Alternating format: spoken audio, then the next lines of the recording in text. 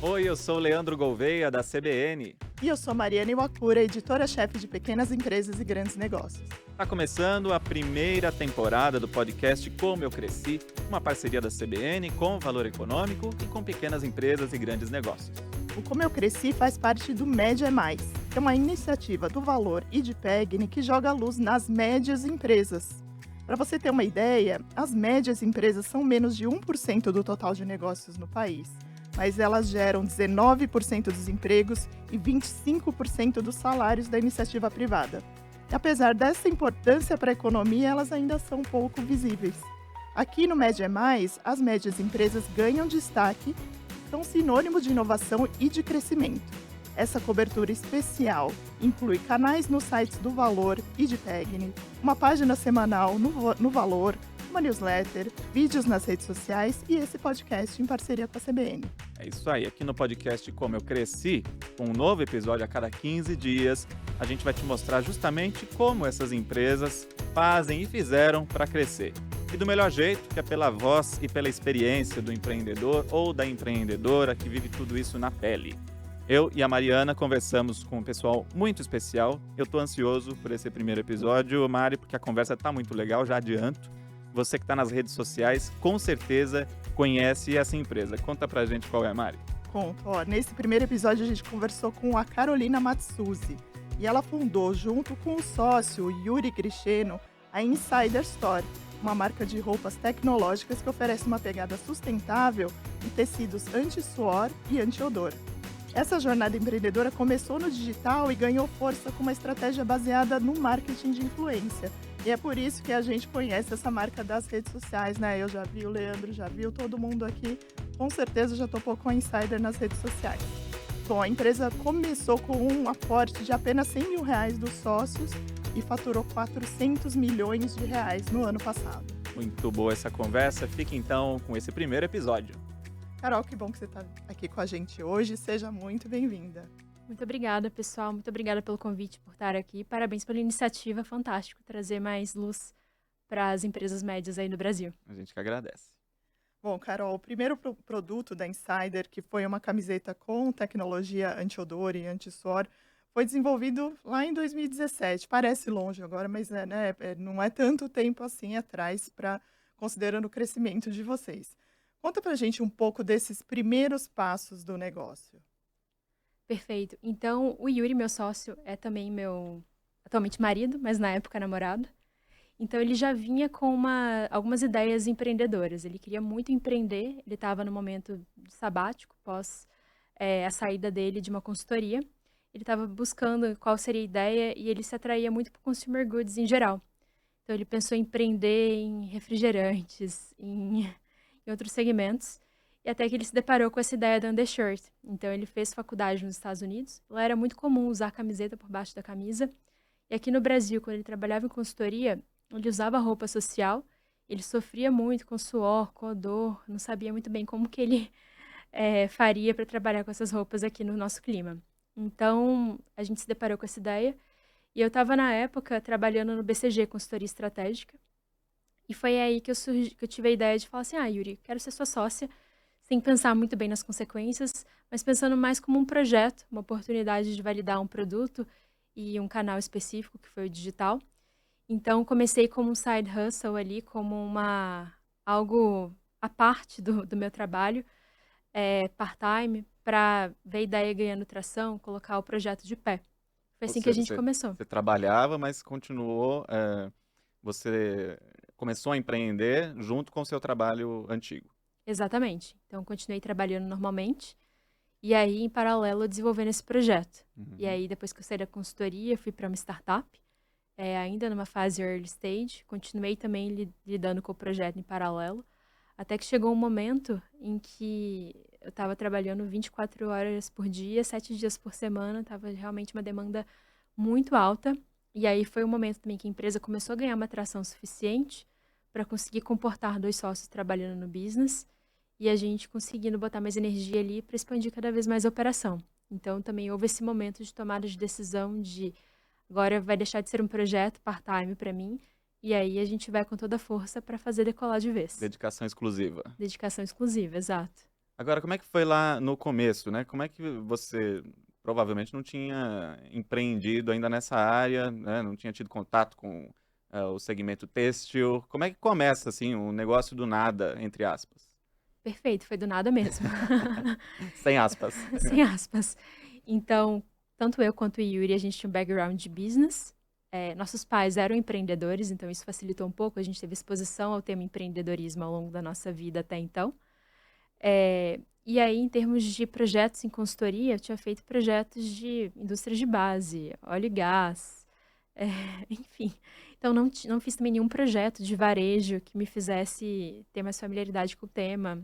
A moda também não era algo que era tão um grande interesse, um grande hobby de nenhum dos dois. Mas a gente viu uma indústria enorme, que é a indústria da moda, com a oportunidade de a gente fazer algo diferente. A gente começou a pesquisar sobre tecnologia têxtil, começou a achar coisas interessantíssimas que a gente via muito no laboratório, mas não necessariamente nas roupas do dia a dia das pessoas, e sendo algo comercial que todo mundo poderia ter acesso. Foi aí que a gente foi ficando cada vez mais instigado em conseguir trazer isso para o dia a dia das pessoas. E como que era falando em dia a dia, falando do seu agora, como era o seu dia, esse dia de tantas horas de trabalho? Porque trabalhar em consultoria ou em startup que está em pleno crescimento, demanda bastante, como você falou. Você chegava à noite em casa e o que que você tinha que cuidar da Insider? O que você precisava fazer? No começo, os empreendedores fazem de tudo, né? Então, chegava à noite, ia cuidar da Insider, era desde fornecedor para atender a gente da melhor forma, passando por features do site que a gente precisava começar a implementar, passando por um recrutamento de alguém que no começo eram pessoas que faziam atendimento, emissão de nota fiscal, o empacotamento dos pedidos, até recrutar esse tipo de pessoa, ah, passando por novos hacks, né, que é como se fala de marketing, novas formas diferentes, inovadoras de fazer marketing, atingir mais pessoas. Então, assim, eram todos os assuntos possíveis, a gente ia atrás. E aí, obviamente, estudar muito também. Como nenhum dos dois vieram da indústria da moda e nem vieram do empreendedorismo, a gente ia gastar bastante tempo estudando. Então, ia desde procurar conteúdos no YouTube, até procurar cursos para fazer, ler newsletters, ler artigos. E aí, por exemplo, ao longo dessa jornada de desenvolvimento como empreendedora, como empreendedores, né, no caso, a gente fez alguns cursos também que permitiram com que a gente se aperfeiçoasse nisso, a gente conseguisse encaixar a inovação de uma forma mais metodológica no dia a dia da Insider, não sair fazendo de uma forma mais desestruturada e louca as coisas, mas contudo com bastante ordem e um certo rigor por trás também. Quanto tempo que foi essa rotina? De part-time na Insider por 1 ano e meio. 1 ano e meio, é bastante, né? 1 ano e meio desde o começo, foi bastante tempo. Deve ter sido cansativo, né? Foi bastante cansativo. Agora, você passou por outras empresas, né? Quinto Andar, Uber Eats. E aí, pensando em quem está começando ou está empreendendo, o fato de ter passado por outras empresas ajuda? Ou seja, eu quero empreender, mas antes eu tenho que passar por outra empresa antes de ser dono de um negócio? Acho que cada caso é um caso. No meu caso, especificamente, ajudou muito. Por quê? Porque a Insider tem apesar de ser uma empresa de moda, tem um DNA de tecnologia. Então, a gente fala muito que a gente chama Tech-Enabled Company dentro da indústria da moda. Por quê? Porque da porta para fora a gente tem um canal, que é o digital, que é o site. Da porta para dentro, a gente tem alguns sistemas que fazem com que a nossa operação consiga escalar com eficiência, a gente consiga ter uma excelência operacional.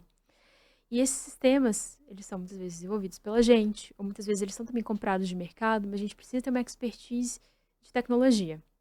E a minha passagem pelo Quinto Andar e pelo Uber permitiu com que eu enxergasse como que uma tech company, uma tech-enabled company funciona. No caso do Quinto Andar, eu entrei lá bem no early stage, tive bastante contato com os founders também.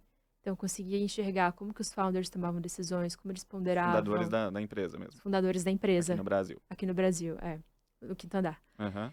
Então, eu conseguia ver como era essa tomada de decisão, como que era o início da escalabilidade de uma empresa, como os times eram desenvolvidos, como os times, como era o desenho organizacional, como era a cultura, como eles desenvolviam uma cultura desde o começo. Então, isso foi bastante rico para mim.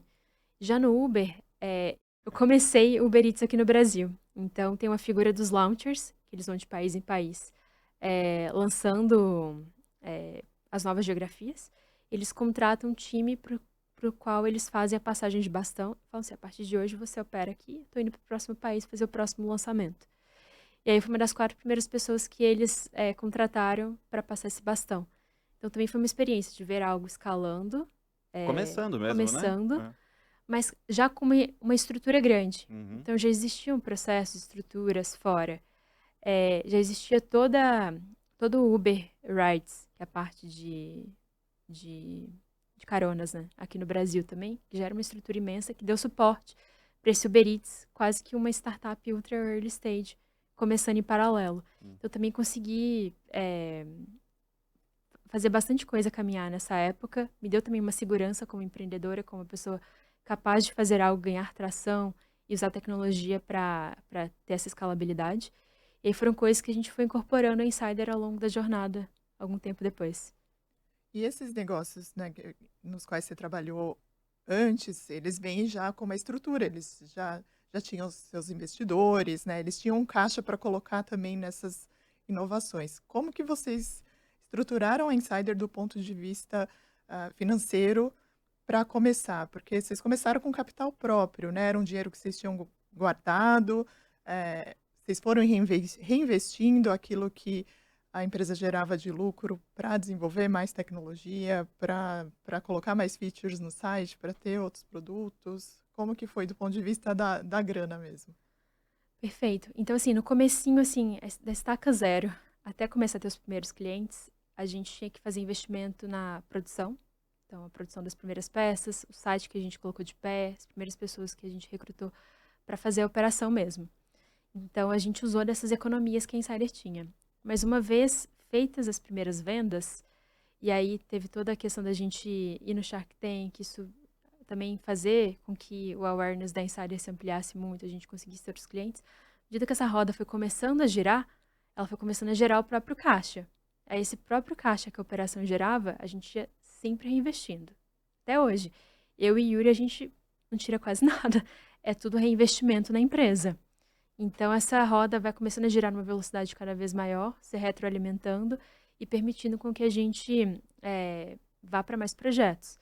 Então, depois desse primeiro projeto, que foi Undershirt, no digital, a gente se manteve muito fiel ao digital, que é onde a gente percebeu que a gente tinha uma possibilidade de ter uma vantagem competitiva no futuro. Mas aí a gente foi colocando produtos adjacentes. No comecinho também, demanda um certo investimento. Mas aí depois são outras rodas que começam a girar também, e fomentar o business para trazer cada vez mais inovação. Lá no comecinho foi capital próprio, vocês Capital próprio. juntaram dinheiro já pensando nisso? Não. Não foi pensando nisso. Sendo bem sincera, é economia que todo mundo precisa ter. E aí o que foi a decisão bold foi pegar. Todo mundo tem aquela economia, tipo assim, a gente vai zerar nossas economias nesse momento e colocar tudo no business. Assim, foi uma aposta grande mesmo. Que a gente ia ficar sem economia nenhuma. E o Shark Tank que você citou é o reality show. Isso. Quando que foi isso? A gente começou as operações da Insider, ou seja, a primeira venda foi feita em março de 2017. A gente gravou por volta de abril de 2017, ou seja, com apenas um mês de vendas, apenas 200 camisetas vendidas até então. E aí foi ao ar em julho. E aí em julho, quando foi ao ar, ampliou muito o awareness da Insider e era um produto que ele suprir uma determinada dor de algumas pessoas. E aí, quem sente uma dor, e olha, um produto que te ajuda em um determinado problema que você está enfrentando, é muito mais propenso a querer provar, a querer engajar com aquele produto. Então, a gente viu isso acontecendo. E com o programa, vocês tiveram um aporte de quanto? No programa, a gente não fechou a rodada. Ah, tá. Então, a gente recebeu algumas ofertas ali no programa, mas a gente optou por não seguir depois, e a gente seguiu a nossa trajetória solo. Desde então. Mas ajudou a divulgar a marca. Ajudou a divulgar a marca, com certeza. E vocês tiveram interesse de outros investidores?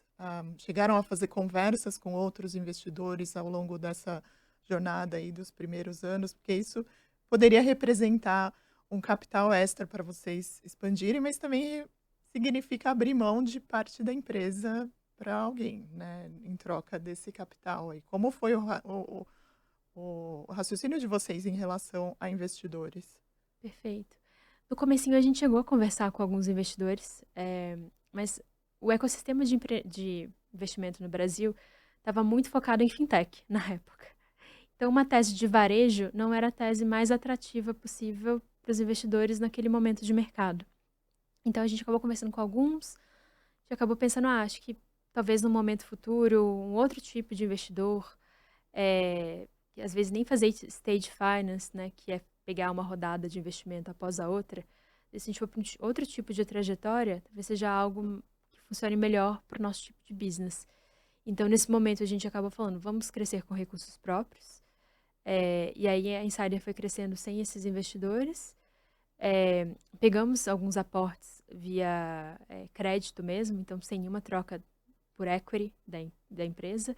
E aí esse crédito também que a gente foi pegando foi fomentando a empresa, mas nunca cedendo equity para esses investidores. Nenhuma participação, né? Nenhuma Foi participação, exato. cedida.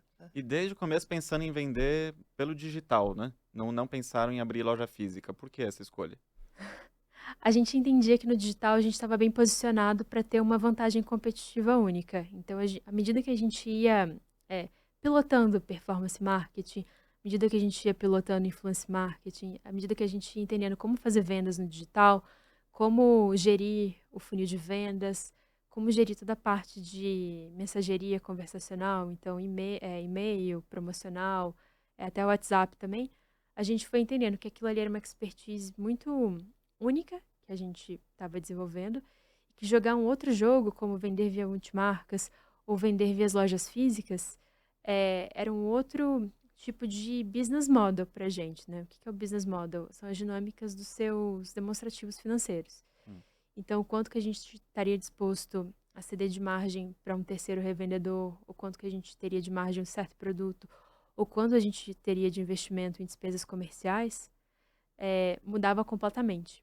Então, a gente entendeu que era melhor ter um foco em um único canal, que a gente já tinha uma vantagem competitiva, que a gente fazia muito bem, que poderia cada vez ter mais vantagens competitivas, do que ir para um canal novo, em que já tinham players muito bem consolidados, que faziam aquilo há anos, e sabendo muito bem como pilotar aqueles canais. E permanece assim, né?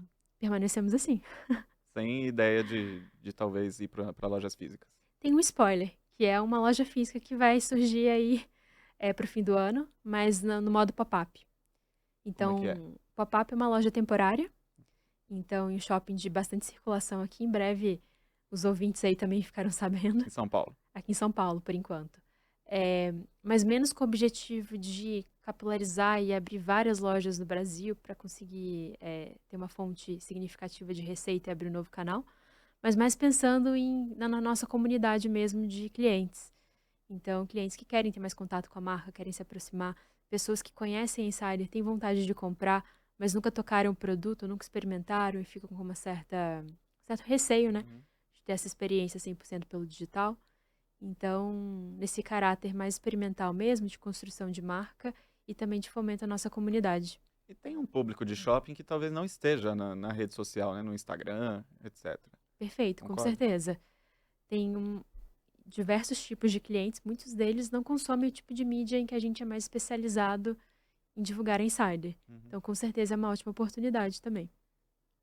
E tem a importância de pegar, né, que um público que não passou por essa experiência, mesmo, né, tendo ah, tido todo esse tempo de pandemia, que a gente precisou comprar muita coisa pelos canais digitais, mas não criou esse hábito de comprar um item de vestuário, provar, sentir a peça em casa e eventualmente ter que devolver, né? Pensa que talvez dê muito trabalho e posso não gostar, né? Tem um risco muito alto aí, né? Sim, com certeza. Tem todos os tipos de clientes, todos os segmentos. E tem E esse cliente também. como que vocês definiram qual seria ali no começo e nesse crescimento inicial dos primeiros anos, qual seria o público? Você falou dessa dor, né, que seu sócio queria, que era a que ele mesmo sentia e que ele queria resolver, e vocês quiseram resolver no começo, mas como foi essa decisão de posicionar para esse público com esse preço, eh, propagando esse tipo de vantagem no mercado? Perfeito. No começo a gente tinha esse produto e a gente entendia que ele resolvia a dor de muitas pessoas. Mas a gente não tinha assim, uma estimativa do tamanho do mercado potencial.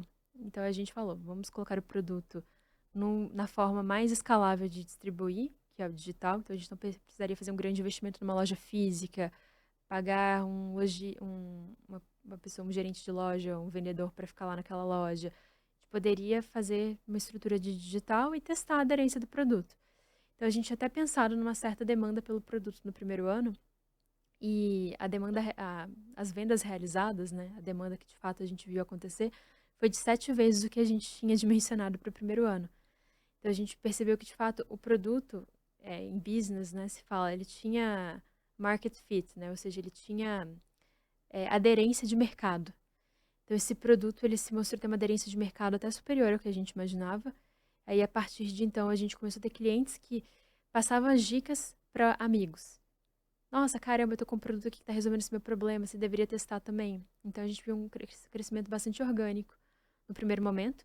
E no segundo momento, esses clientes que eram satisfeitos com esse produto, também demandando outros produtos adjacentes. Então, pedindo, por que não faz uma underwear? Por que não faz uma camiseta?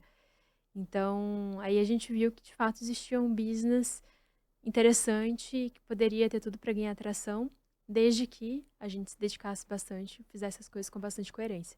Foi nesse momento também que a gente viu um ganho de tração e uma aderência de mercado maior, inclusive para outros produtos, que aí eu pulei de cabeça dentro do business e fiquei full time e saí do emprego que eu tinha até então. Sobre o produto, né? Quanto tempo para vocês chegarem no que vocês queriam, né?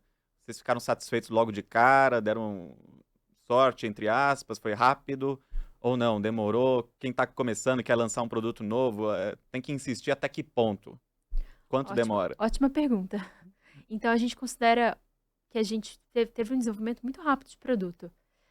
Foram cerca de 5 meses, desde que a gente começou a pesquisar até o produto ser lançado, a gente conseguir fazer a primeira venda.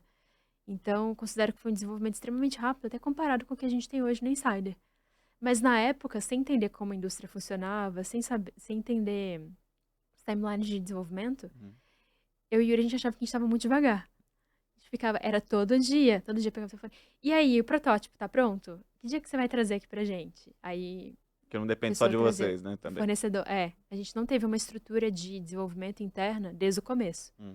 E aí esse fornecedor externo trazia, a gente dava o feedback. E que quando vai entregar de novo? Então, isso deu muita tração no comecinho. E a gente deu sorte, obviamente. Então, a gente conseguiu no início um fornecedor que conseguiu acertar rápido o produto. A gente conseguiu uma matéria-prima que ela, muitas vezes assim, você pega uma matéria-prima, você não consegue abstrair tão bem como que ela ficaria no produto. E a gente deu a sorte de algumas matérias-primas que a gente selecionou com as características, com as funcionalidades e tecnologias que a gente gostaria que o produto tivesse, elas encaixaram muito bem na modelagem e no produto final. Então, eu considero que teve muita sorte também, mas teve muito afinco em ficar lá cobrando, gerindo o projeto para conseguir respeitar o timeline que a gente estabeleceu. Eu brinquei de sorte, mas teve sorte mesmo, então. Teve. Você tem uma noção? A produção ficou pronta antes do site. Caramba! Sendo que o site, teoricamente, é uma coisa rápida de se fazer, né? O limitante para o lançamento foi o site. Caramba! Nesses 5 meses, né? Nesses 5 meses, exato. E aí, vocês ficaram nesse primeiro produto, que era um produto masculino, por quanto tempo só nele? Só nesse produto a gente ficou por quase 1 ano. Só nesse produto. Entendendo bastante os economics, os fundamentos da empresa, entendendo o que satisfazia o cliente, como vender no digital.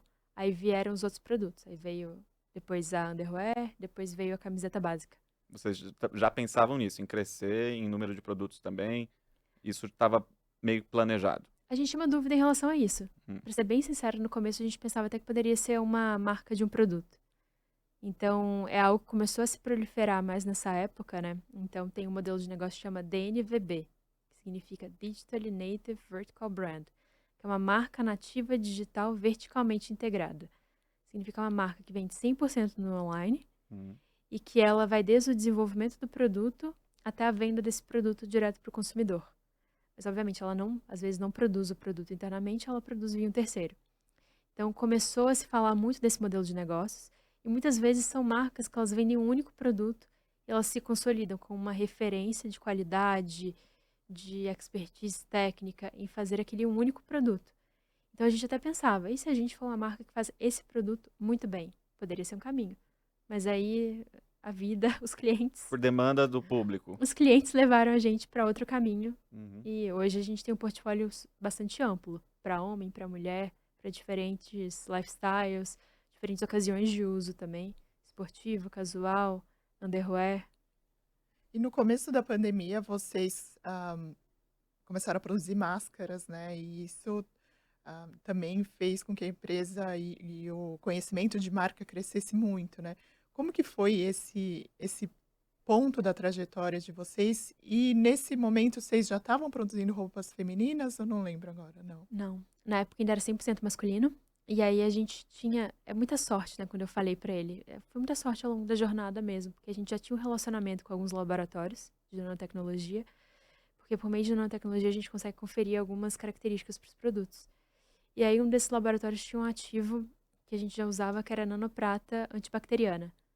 E aí você pensa em micro-organismos, bactérias, vírus. Então surgiu essa ideia conjunta de por que não tentar validar a efetividade desse ativo também numa ação antiviral.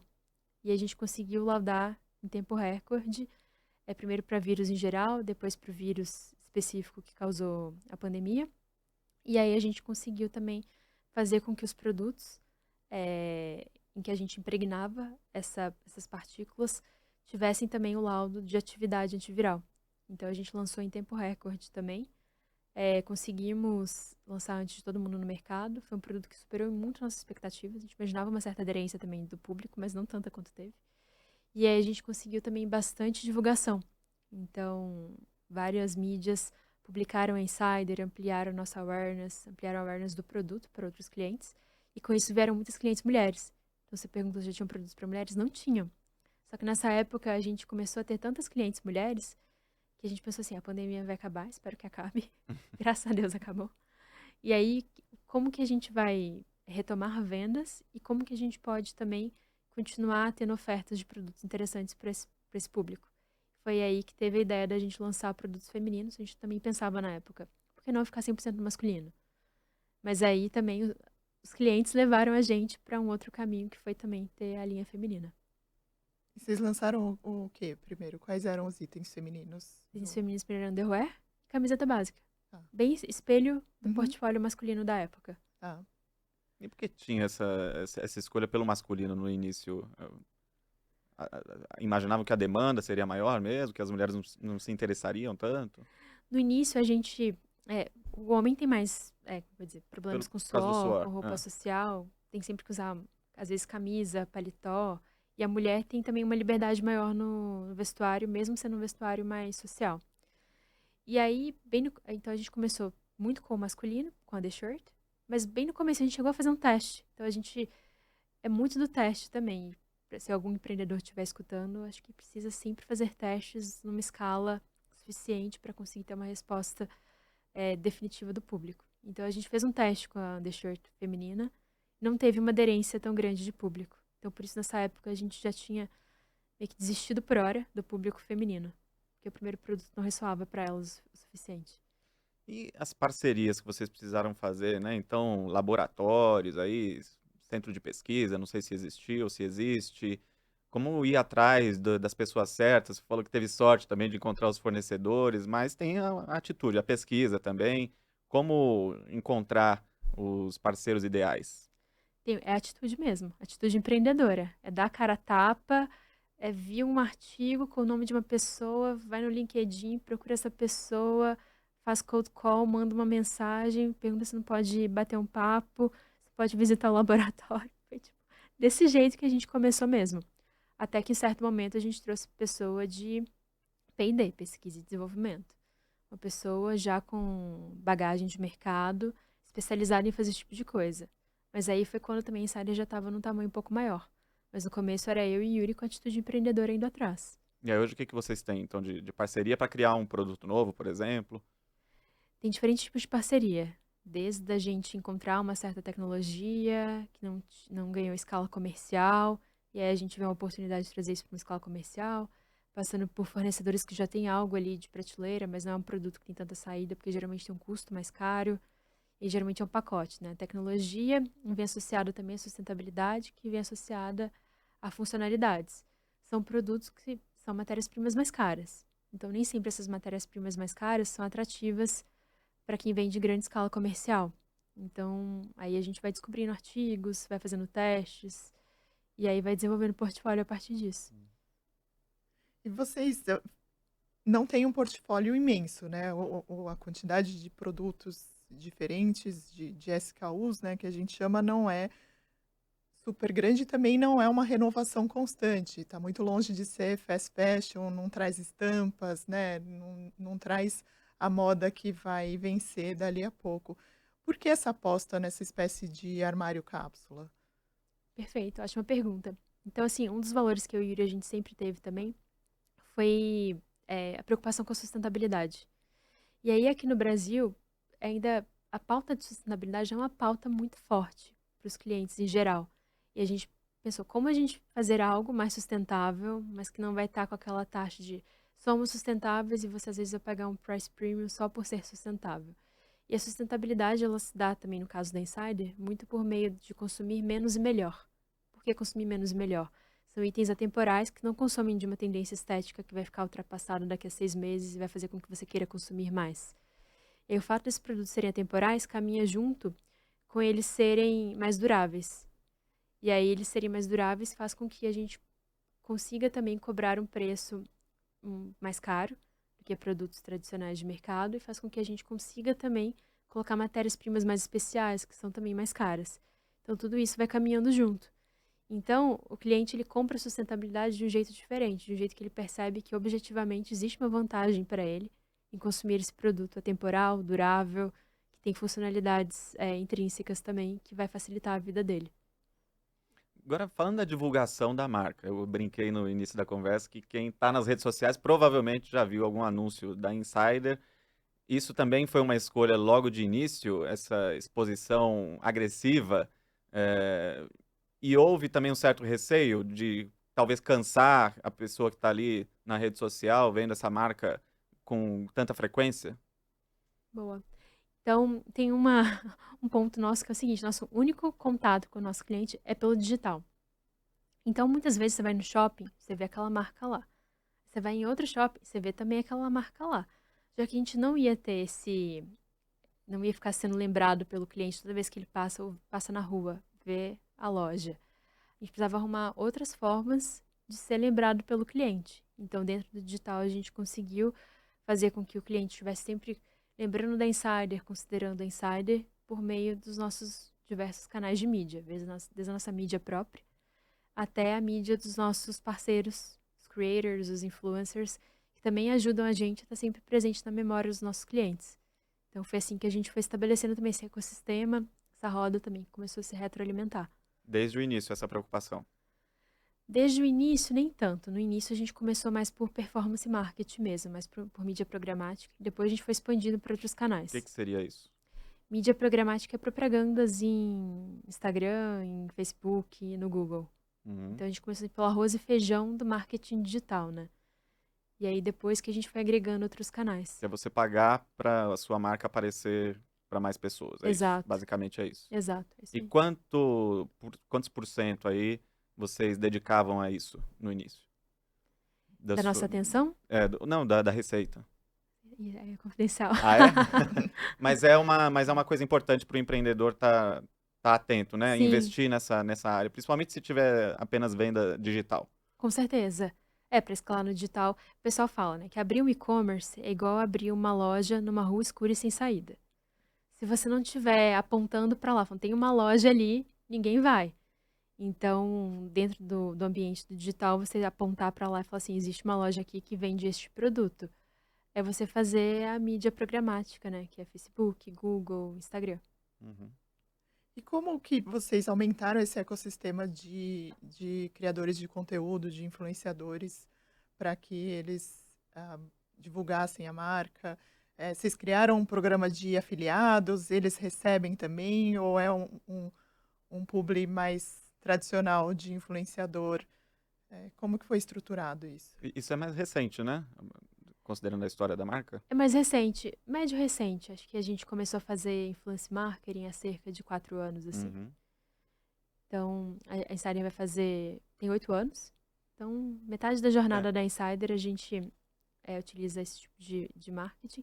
É uma coisa até genuína, né? Então, a gente começou como um teste e a gente foi vendo que o creator, né, o criador de conteúdo, ele passa a verdade quando ele também é um cliente e ele também vibra com o produto.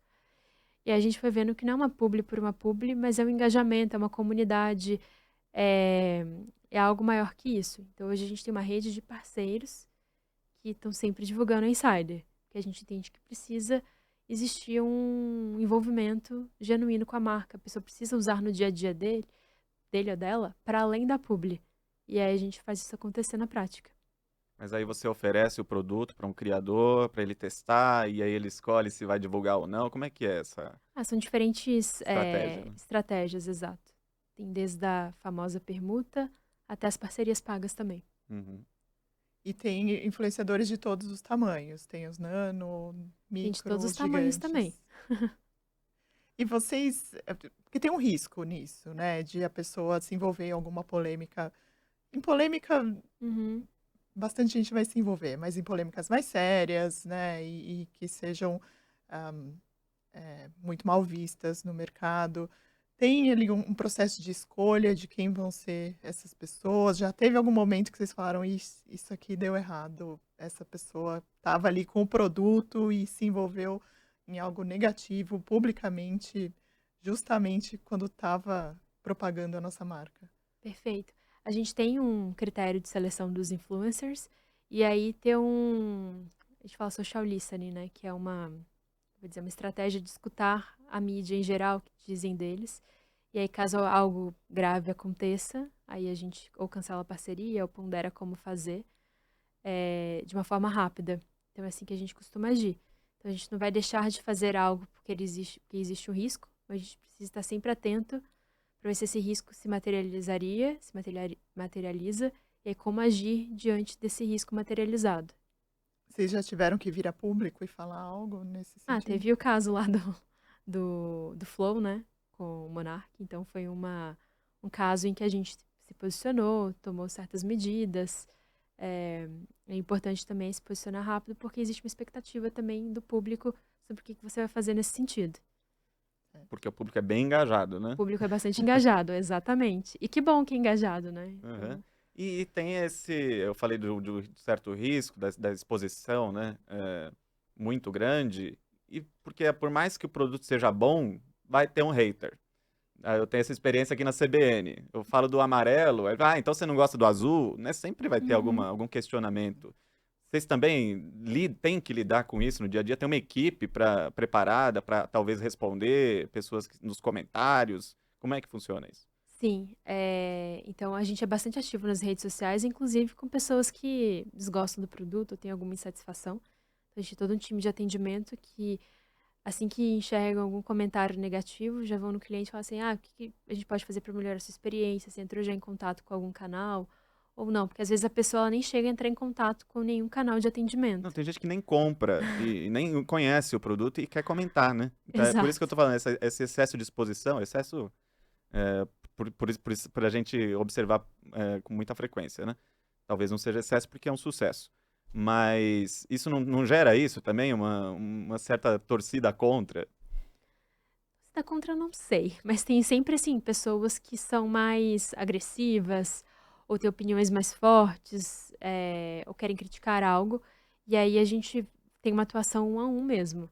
Uma atuação bastante personalizada para entender porque aquela pessoa tá falando aquilo, se aquilo de fato para de pé, é algo que procede e a gente tem que tomar providências internas, ou se é uma reclamação porque a pessoa teve um desentendimento, ou é algo que está dando margem à interpretação errada, ou se de fato é só uma pessoa mesmo que é muito crítica, e que quer fazer assim, um certo tumulto ali. Uhum. Quanto vocês dois, você e Yuri, aparecem, colocam dão a cara a tapa mesmo, mas vocês como pessoas físicas, né, mas estando à frente do negócio, vocês fazem um planejamento, uma conta disso, de quanto a gente quer se expor, e se colocar como donos dessa marca, né, e quanto a gente vai colocar, deixar que os influenciadores façam esse movimento mesmo e a gente fica mais na retaguarda. Perfeito. Ótima pergunta. Nossa priorização é sempre para os creators divulgarem a marca. e a gente responde mais do ponto de vista de business. Então aqui, por exemplo, a gente está falando de business, ninguém melhor que eu ou o Yuri para se posicionar, para responder as perguntas. Então, quando a pauta é business, é quando a gente aparece. Mas, por exemplo, Instagram público, a gente mostrar nossa vida, a gente divulgar insider como lifestyle, a gente não faz isso. A gente mantém a nossa privacidade em relação a isso. E o quanto que vocês trabalham também com o atendimento? A gente já entrevistou aqui um empresário, não vou lembrar qual, mas que um cliente reclamou que tinha tido um problema de entrega de produto, não chegou ainda e tal. Ele foi lá e respondeu o cliente, ele mesmo, no canal de atendimento e conseguiu fazer a entrega num fim de semana, assim. Ele falou que, por acaso, estava olhando lá e conseguiu ajudar o cliente. Vocês se envolvem, assim, ativamente? A gente não se envolve ativamente diretamente, mas a gente sabe tudo o que está acontecendo. Então, existem uma série de indicadores que a gente acompanha e a gente entende quando tem a normalidade e tem as crises, né? Então, quando dá algum aumento em um tipo de contato, ou algum aumento dos contatos em geral. Então, aí a gente coloca uma lupa e entende mais a fundo o que causou aquilo. E aí, chegando até no nível de, às vezes, olhar comentários individuais. Mas hoje existe uma estruturação, existe todo um time que garante que essas métricas elas estão bem acompanhadas, garante que nada vai fugir da normalidade, e caso fuja da normalidade, eles vão tratar e vão reportar em seguida. Então, a gente não chega a tomar ação em cima desses tickets hoje, não. Porque senão você pira também, né? Você Senão fica eu ia olhando pirar. cada comentário, né? Vamos falar Senão eu não sério? ia fazer outra coisa. E quanto você consegue desligar do seu negócio? Desliga. Consegue? Desliga. Aham. Então, eu durmo muito bem, graças a Deus. Mas não é só quando eu durmo que eu desligo. Então, acho que fim de semana, quando eu tô num momento mais de lazer, quando viajo principalmente, quando eu vou visitar meus pais no interior de Minas, então nem se fala. Porque se não tem essas pausas, esses breaks, não é sustentável no longo prazo. Uhum. Então eu consigo desligar, assim, bastante. Conta pra gente o segredo. A gente quer saber. Mas é uma questão de ter uma equipe estruturada, como você estava contando agora em relação ao atendimento, que sabe que tem processos e esses processos vão ser seguidos e assim você fica mais tranquila, ou tem até um mecanismo de falar: estou desligando esse botão neste momento, só me liguem se realmente a casa cair total. Tem tem uma confiança nos processos ou tem um momento também que tem que colocar um limite hard mesmo? Perfeito. Então acho que são, assim, processos, pessoas e sistemas, né? Pra gente ir escalando com eficiência e com excelência operacional. Então eu falei do começo da nossa conversa, excelência operacional. Quando eu digo essa expressão, eu tô falando da gente conseguir confiar na operação, nas pessoas, nos processos que estão ali acontecendo, nos sistemas que fazem tudo isso rodar bem de uma forma orquestrada, para a gente conseguir respirar. Então, tem KPIs de acompanhamento. Esses KPIs eles são desdobrados dos KPIs mais macros da empresa, né? KPIs é indicadores de performance, para quem está em casa. Então, a gente vai desdobrando isso tudo e vai acompanhando. Então, tem acompanhamentos que eles são diários, tem acompanhamentos que eles são semanais, tem acompanhamentos que eles são mensais. E aí, diferentes pessoas fazem diferentes níveis de acompanhamento e a gente vai garantindo que as coisas vão progredindo. Obviamente, surgem incêndios, surgem coisas que tiram o nosso sono de vez em quando? Sim, mas não todo dia. Senão não ia ser uma jornada sustentável. Hoje a empresa tem quantas pessoas? Está com 210 pessoas. 210.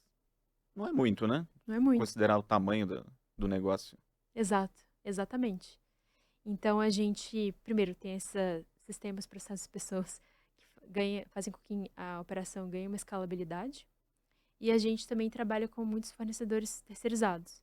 Então, por exemplo, nessa parte de produção, seja ela da produção de malha ou produção do produto, é terceirizada. E aí é muito intensivo em mão de obra. Então, essas pessoas não contam dentro da conta da Insider. Da parte de warehouse, né, que é a...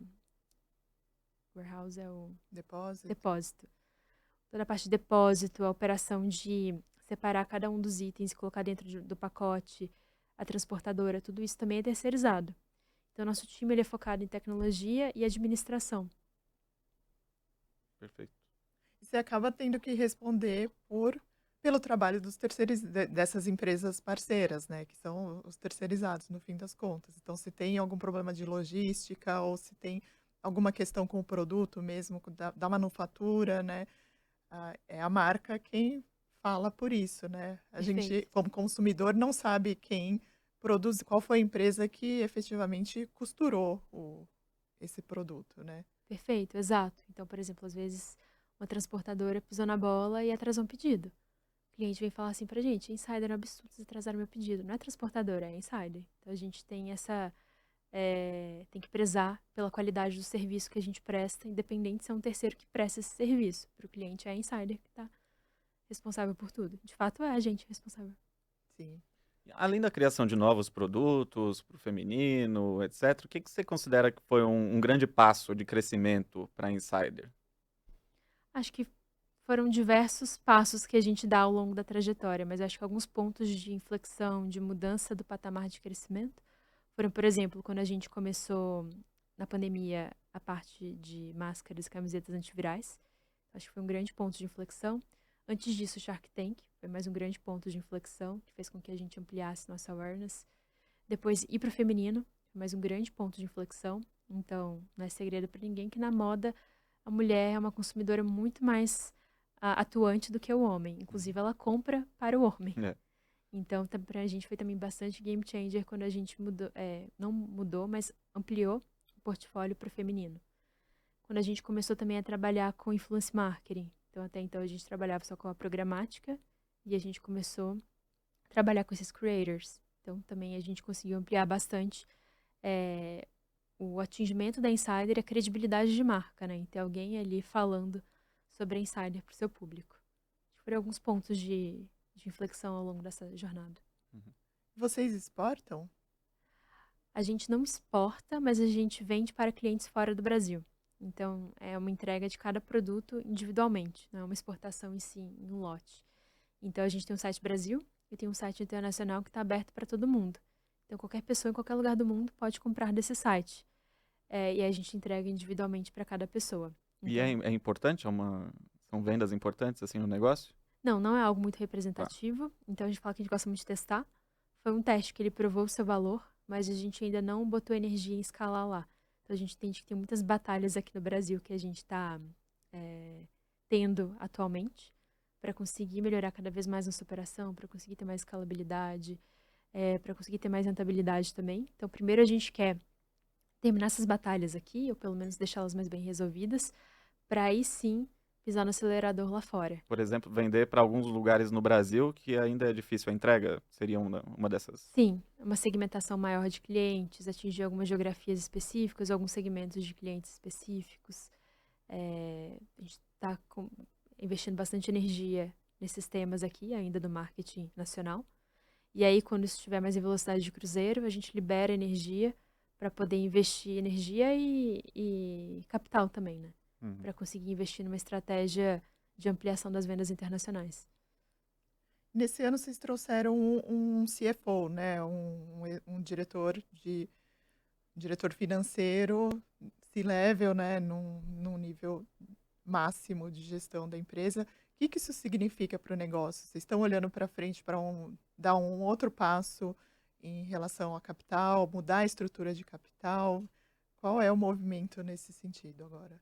Perfeito. Então, o Guilherme se juntou recentemente à Insider, né? Ele veio de uma empresa de listada. Ele fez, inclusive, o IPO dessa empresa.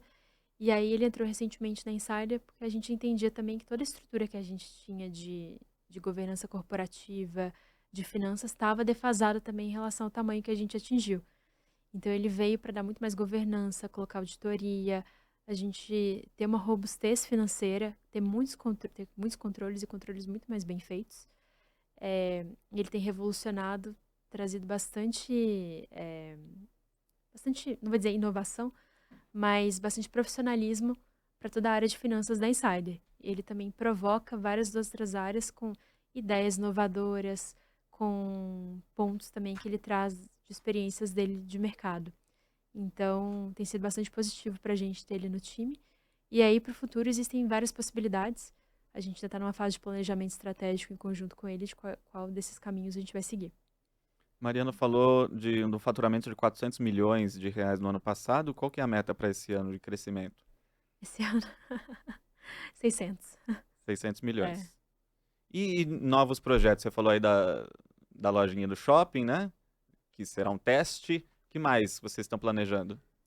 Então, a gente acredita muito de fazer muito bem a mesma coisa que a gente já vem feito. Então, a gente tem esse conceito de flywheel, né? Que é uma roda, um moinho que se retroalimenta. Então, a gente desenhou isso para Insider e a gente falou assim, tem muito mais valor, né? A gente pegar nosso ciclo virtuoso e fazer com que essas engrenagens sejam muito bem azeitadas e que isso se retroalimente, que a gente faça isso cada vez mais e melhor, do que ficar dando um monte de tiro por aí, né? Uhum. Atirar para todos Obviamente, os lados, né? tirar para todos os lados. Então, foco. Foco é uma coisa que a gente considera que é muito importante e não ir para uma nova oportunidade atrativa enquanto a gente não está bem consolidado no que é o nosso core, no que é o nosso ganha-pão, assim, no fim do dia, né? Então, arroz e feijão tem que ser feito, muito bem feitos, e aí a gente tá pronto para olhar para outra coisa. Por isso também que até hoje a gente ficou muito fiel ao digital. Uhum. Mesmo em termos de produto, também o portfólio é o Produto também mesmo tem por enquanto. expansão prevista de produto, a gente está sempre expandindo nossas linhas de produto, mas sempre assim, adjacências, e nunca com uma visão disruptiva. Uhum. Ah, de repente, do nada, a Insider vai entrar em roupa de festa. Não. Ou streetwear. Não. Então, a gente continua nas adjacências do que a gente vem fazendo até então. E o que você vê em relação ao mercado que deve ser o futuro próximo agora das fashion techs, né, das empresas de base tecnológica que atuam com moda como vocês? É desenvolvimento de produto? É esse foco? É sustentabilidade? O que você vê como mais forte agora? O que eu tenho visto em geral no mercado é bastante uso de AI, né? Então, AI conversacional, por exemplo, para facilitar toda essa parte de saque, facilitar também a interação com o cliente pré-compra. Então, é algo que está acontecendo com bastante força, não só em fashion tech, mas em consumer goods em geral. Acho que é uma mudança que veio para ficar, né? Então, bastantes agentes fazendo muitas coisas. Então, acho que a maior tendência de todas é essa no momento. É mais estruturante, né? É menos o que a pessoa está vendo e vestindo no momento, mas é o que vai levar a empresa mesmo, impulsionar a empresa, né? Perfeito. E Perfeito. melhorar a experiência do cliente, né? Que às vezes, dependendo de um ser humano, a pessoa demora para ser respondida, ou então não existe uma homogeneidade entre o que a pessoa responde para uma pessoa e responde para outra. E aí, com a AI, tem uma escalabilidade disso, são respostas mais rápidas, mas, obviamente, o ser humano continua sendo ultra relevante para questões mais complicadas. Tem coisas que a AI não vai conseguir responder. O ser humano tem um papel único de atender com muito mais profundidade, ponderar coisas subjetivas, entender as entrelinhas. Uma pergunta que a gente tem feito para todos os convidados que passam por aqui. Se você pudesse dar uma dica, né, para quem está começando especialmente, ou para quem está empreendendo já há algum tempo. Para crescer, a empresa tem que... Nossa, muito bom. Posso responder 3 coisas? Pode? Acho que a primeira é ter foco no cliente. Então, definitivamente, não adianta você fazer um produto que não tem ninguém que ama seu produto. Não vou dizer nem que gosta, tem que amar o produto. Porque aí você não só conta com a mídia paga que você vai investir para trazer clientes, mas também com o cliente trazendo outro cliente. Porque produto bom, ele vira assunto e uma pessoa conta para outra. Foi isso que a Insider viu, né? Exatamente. Segundo ponto, eu diria foco. Então, à medida que você começa a empreender, que as pessoas começam a falar, a empresa tá indo bem, ou então começa a saber o que você faz, chega um monte de gente mandando mensagem o dia inteiro. É 1 milhão de e-mails, 1 milhão de WhatsApps, e é muito fácil você ficar dando atenção para todo mundo e não conseguir sair do lugar. Então, muitas vezes você tem que ter foco, falar assim, isso agrega pro meu core? Então, eu não vou nem fazer a curva, fazer, desculpa, agora eu não tô olhando para essa oportunidade, agora meu foco é XYZ. E, obviamente, também cavar essas oportunidades de quem consegue te agregar com o seu foco no momento. O foco é a segunda. E a terceira, eu diria que entender os fundamentos do seu business. E aí, quando eu digo de fundamentos, são os economics mesmo. Então, qual que é a sua dinâmica de ciclo financeiro? Como que é o uso do seu caixa? Como são suas margens? O que mais impacta as suas margens? Como você consegue gerir melhor seu caixa? Então, entender muito bem esses fundamentos, porque muitas empresas também morrem por falta de caixa, por falta de margem. Então, é bastante importante isso também. Muito bom, Carol. Adorei o papo. Obrigado, viu? Muito por obrigada. participar aqui do nosso Eu podcast. que agradeço. Muito Obrigada, obrigada. Carol. Foi ótimo. Valeu. O podcast Como Eu Cresci é uma parceria da CBN com valor econômico e com pequenas empresas e grandes negócios. Eu, Leandro Gouveia, e a Mariana Iwakura fizemos o roteiro e a apresentação. Os trabalhos técnicos hoje de Débora Gonçalves. Lembrando que o Como Eu Cresci faz parte do projeto Média é Mais, com um monte de material especial para você nos sites e nas redes sociais de Pegni e do Valor Econômico. E se você quer mandar uma mensagem para a gente, pode usar o meu e-mail, que é miwakura@edglobo.com.br. O meu Instagram é @mari_iwak. E o meu e-mail, leandro.gouveia@cbn.com.br. Me acha também no Instagram como @lereisgouveia. Não esquece que você pode deixar sua mensagem também na caixinha de comentários do Spotify. Deixa 5 estrelas pra gente, pra dar aquela força. E você também pode compartilhar, claro, o podcast com quem você quiser. A cada 15 episódios, a cada 15 dias, um novo episódio, Mari. Até a próxima, hein? Até a próxima, Leandro. Obrigada. Valeu.